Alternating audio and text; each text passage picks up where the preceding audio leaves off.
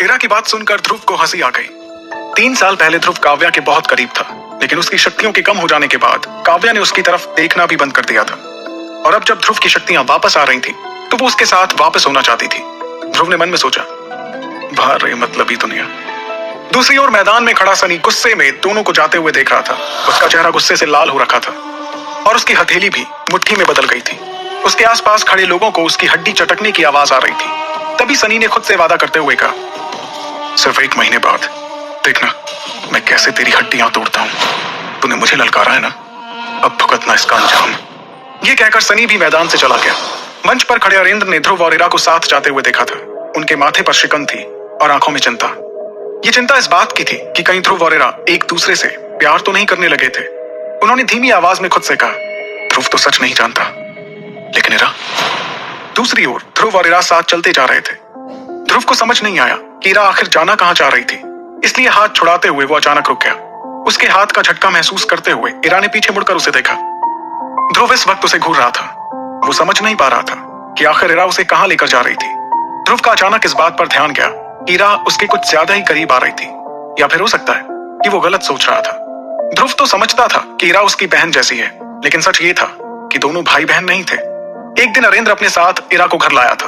वो उस वक्त बहुत छोटी थी और तब से ध्रुव ने उसे अपनी छोटी बहन मान लिया था। उसने पिता से ये पूछने की भी कोशिश की थी कि आखिर वो थी कौन, लेकिन पिता के जवाब न देने के बाद ध्रुव ने उनसे ये सवाल करना बंद कर दिया था।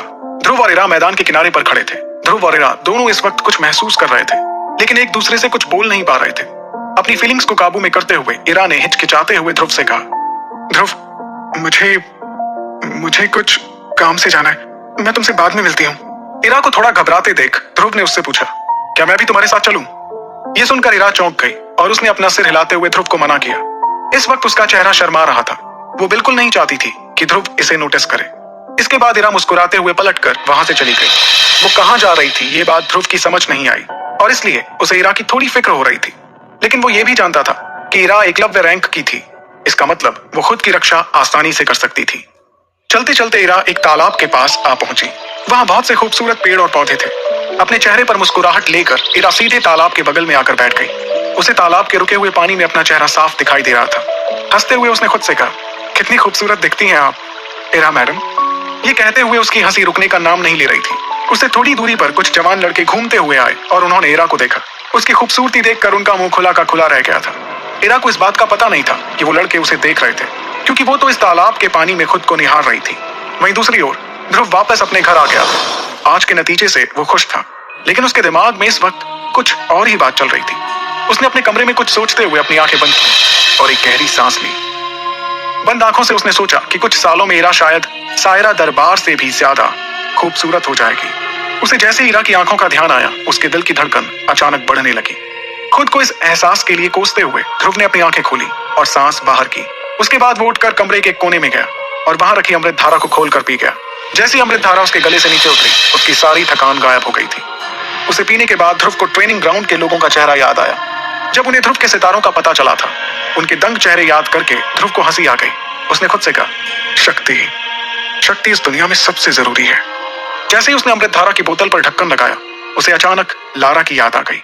इसके साथ ही उसकी मुस्कान हल्की सी नाराजगी में बदल गई और उसने कहा, मेरे पास अभी 2 साल और हैं। तैयार रहना लारा, मैं आ रहा हूं तुम्हें हराने। फिर चाहे आसमान और जमीन भी एक कर दो तो भी मेरा बाल बांका नहीं कर पाओगी। तैयार रहना। इतना गुस्सा शायद उसे आज तक किसी पर नहीं आया था। लारा की बातें ध्रुव के दिमाग में अभी तक गूंज रही थी। ध्रुव उसके गुरूर पर हमला तो पहले ही कर चुका था, लेकिन अब बाकी था लारा की उम्मीदों का जनाजा निकालना।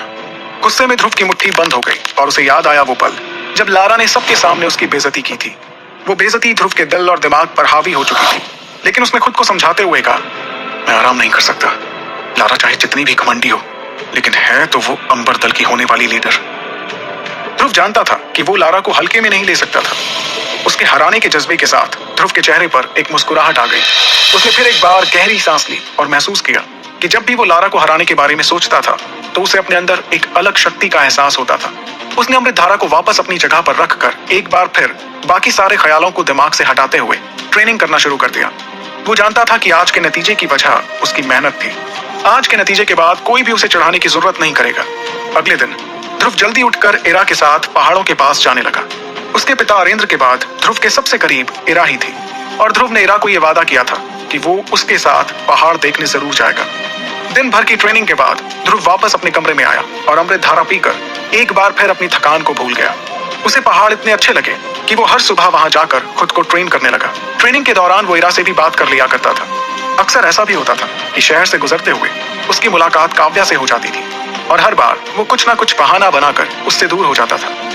उसका ये बर्ताव सिर्फ काव्या के लिए नहीं बल्कि हर उस शौर्य दल वाले के लिए था जो कुछ वक्त पहले तक उसका मजाक उड़ाया करते थे। ध्रुव ये बात समझ गया था कि जो लोग भी अचानक से उसकी इज्जत करने लगे थे वो सिर्फ उसके 7 सितारों के कारण ऐसा कर रहे थे। खुदा ना करे अगर अगले ही पल उसकी शक्तियां वापस चली जाती और वो एक बार फिर कमजोर हो जाता तो यही लोग जो आज उसे इतनी इज्जत दे रहे थे कल को उसकी पीठ में छुरा घोंपने को तैयार हो जाएंगे। ध्रुव ये पहले भी महसूस कर चुका था और इसलिए इस बार ज्यादा सावधानी बरत रहा था। लगभग 1 महीने की ट्रेनिंग के बाद यूथ सेरेमनी के लिए सिर्फ 7 दिन बाकी रह गए थे। हालांकि महीने भर में ध्रुव ने एक भी दिन आराम नहीं किया था, लेकिन फिर भी अब तक वो 8 सितारों तक नहीं पहुंच पाया था। इस वजह से वो धीरे धीरे निराश हो रहा था। दिन घटते घटते यूथ सेरेमनी को सिर्फ 5 दिन बाकी रह गए थे। जब सेरेमनी को हफ्ता भर बाकी था तो ध्रुव ने 8 सितारे हासिल करने के लिए जी तोड़ मेहनत की, लेकिन कोई फर्क नहीं पड़ा। ध्रुव को वो नतीजे नहीं मिल रहे थे जिसकी उसे तलाश थी। अपने शरीर को तपा देने के बाद उसने ट्रेनिंग से ब्रेक लेने का सोचा ताकि उसका शरीर यूथ सेरेमनी तक बिल्कुल ठीक हो जाए। लेकिन जैसे ही उसने 8 सितारे पाने की उम्मीद छोड़ी उसकी जिंदगी में एक चमत्कार हो गया। यूथ सेरेमनी से सिर्फ 2 दिन पहले ध्रुव जब अपने बिस्तर पर सो रहा था तभी उसने एक सपना देखा। सपने में ध्रुव ने अपने कपड़े उतार दिए थे और वो अमृत धारा पीने की तैयारी में था। लेकिन जैसे ही उसने अमृत धारा की बोतल देखी उसे दिखा कि वो सारी बोतलें खाली हो चुकी थी। आधी रात को परेशान होते हुए ध्रुव ने तुरंत अपनी आंखें खोली। क्या अमृत धारा खत्म हो गई? उसकी आंखों में अभी भी नींद दिख रही थी, लेकिन तभी उसे एक अजीब सी शक्ति महसूस हुई। उसे यह एहसास अच्छे से याद था। पिछली बार उसे ऐसा तब लगा था जब उसकी शक्तियां 8 सितारे तक पहुंच गई थी। क्या 8वां सितारा? लेकिन कैसे? ध्रुव को भरोसा नहीं हो रहा था कि वो पिछले 2-3 महीनों से जिसकी तलाश कर रहा था वो उसे सोते सोते मिल गई थी। उसे पहले तो लगा ये कोई मजाक था, लेकिन फिर जब उसने अपनी शक्तियों को अपनी रगों में बहते हुए महसूस किया तो उसे समझ आ गया था कि ये कोई मजाक नहीं था। हैरान होते हुए उसने खुद से कहा, आखिर ये सब हुआ कैसे? हैरानी में वो वापस सोने चला गया। उसे सोने में थोड़ी दिक्कत हुई, लेकिन आखिर में उसकी आंख लगी गई थी। पूरा मार्कस जानता था कि किसी भी दल के लिए सबसे जरूरी था उसके यूथ की ताकत। वो किसी भी दल का यूथ ही था जो दलों को सुरक्षित रखा करते थे, और सभी दलों के यूथ के लिए सबसे बड़ा दिन था यूथ सेरेमनी। मैसेडोनिया के सबसे ताकतवर दलों में से एक शौर्य दल के लिए भी यूथ सेरेमनी बहुत खास हुआ करती थी।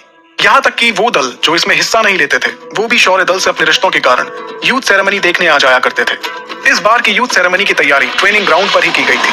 वहीं किनारे पर लगे पेड़ की छांव में बैठकर इरा और ध्रुव ग्राउंड के बीच में सज रहे मंच को देख रहे थे। इस मंच को खास यूथ सेरेमनी के लिए बनाया जा रहा था। ध्रुव ने अपनी नजर घुमाते हुए देखा कि मैदान में बहुत से लोग आए हुए थे। उन लोगों में ऐसे लोग भी थे जो दूसरे दलों से थे और शौर्य दल की यूथ सेरेमनी देखने आए थे। थोड़ी झिझक के साथ ध्रुव ने इरा से कहा, यहाँ तो बहुत सारे लोग आ गए। ध्रुव के परेशान चेहरे को देखकर इरा अपनी हंसी नहीं रोक पाई और जोर से हंस दी।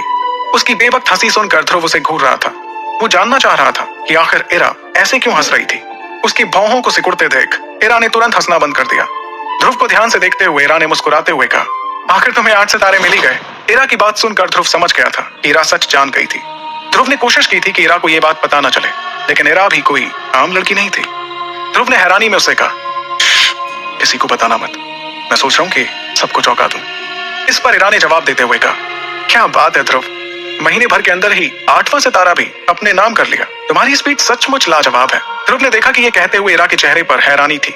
वो जानता था कि इरा बहुत कम हैरान हुआ करती थी। फिर मुस्कुराते हुए जैसे ही ध्रुव ने मंच की तरफ अपनी नजरें की, उसे वहां एक लड़की दिखाई दी जो रेड ड्रेस पहनी हुई थी। वो लड़की पास ही खड़े लोगों से बात कर रही थी। लोगों ने तो उसे जैसे घेर के रखा था। इससे साफ समझ आ रहा था कि वो लड़की काफी पॉपुलर थी। उस लड़की की रेड ड्रेस लगभग सभी लड़कों को अपनी तरफ खींच रही थी। ध्यान से देखने पर ध्रुव ने पहचाना कि वो इस लड़की को जानता था। ये लड़की कोई और नहीं बल्कि खुद सायरा दरबार थी। उसे देखते हुए ध्रुव की आंखों में एक चमक सी आ गई और उसने कहा, कितनी खूबसूरत है वो। ये कहते हुए इरा ने उसे सुन लिया था और जलन भरी नजरों से वो भी सायरा दरबार को देखने लगी। ध्रुव का मुंह खुला देखकर इरा ने अपने हाथ से उसका मुंह बंद किया, जिसके बाद ध्रुव थोड़ा शर्मा रहा था।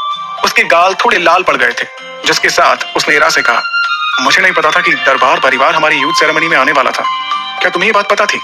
ध्रुव को इस वक्त गुस्से से देख रही इरा ने उससे कहा, शौर्य दल और दरबार परिवार हमेशा से एक दूसरे के करीब रहे हैं। मुझे समझ नहीं आ रहा कि सायरा दरबार का यहाँ आना इतनी बड़ी बात क्यों हो गई।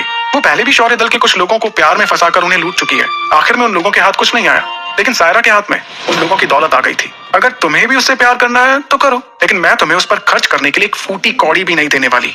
इरा को नाराज होते देख ध्रुव ने उससे कहा, अगर मैं उसके बारे में सोच भी रहा हूँ तो इससे क्या फर्क पड़ता है। प्यार दो तरफा होता है, एक तरफा नहीं। और वैसे भी वो मुझसे कम से कम 7 से 8 साल बड़ी है। क्या तुम्हें सच में लगता है हमारे बीच कुछ हो पाएगा? इरा ने मुस्कुराते हुए उससे कहा, क्यों? कुछ लड़कियों को खुद से छोटे लड़के ही पसंद आते हैं ताकि वो उनका फायदा उठा सके। ये बात सुनकर ध्रुव ने सायरा की तरफ देखना बंद कर दिया था, लेकिन इरा अभी भी उस तरफ देख रही थी। तभी अचानक उसे कोई देखा और चौंकते हुए इरा ने कहा, ये यहाँ क्या कर रही है?